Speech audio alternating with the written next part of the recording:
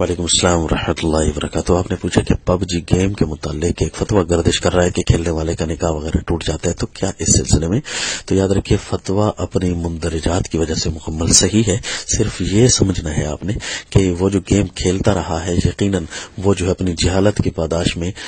وہ جو ہے بت وغیرہ وہاں سجدہ کرتے رہے، بتوں کو گیمر جو ہے، لیکن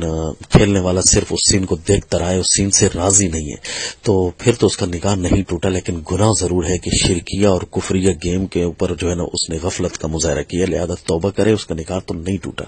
لیکن اگر اس سین کے ساتھ وہ راضی بھی ہوتا رہا ہے، شرک پر خوش بھی ہوتا رہا، تو تب جا کر نکاح ٹوٹتا ہے، تو پھر تو بندہ کافر ہو جاتا ہے، دوبارہ سے اسلام لانا پڑتا ہے۔ لیکن کوئی مسلمان دیدہ دانستہ ایسا کرتا نہیں ہے، صرف اپنی جہالت یا غفلت یا سستی کی وجہ سے وہ سین دیکھتا رہتا ہے، راضی اگرچہ نہیں ہوتا، لیکن اس کی تمام تر توجہات اپنی جو ہے نا گیم پر مرکوز ہوتی ہیں۔ تو لہذا ایسی کفریہ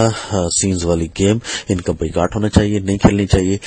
راضی تو یقیناً کوئی مسلمان نہیں ہوتا ہوگا، ہاں بالفرض والمحال اگر راضی ہو کر کو کھیل رہا ہے کہ واقعی یہ جو ہے نا سین بہت اچھا ہے، یہ شرک جائز ہے، نعوذ باللہ، تو اس وقت جا کر بندہ کافر ہوتا ہے اور نکاح ٹوٹ جاتا ہے، اور یہ فتوی کی تصریحات کے مطابق ہے۔ السلام۔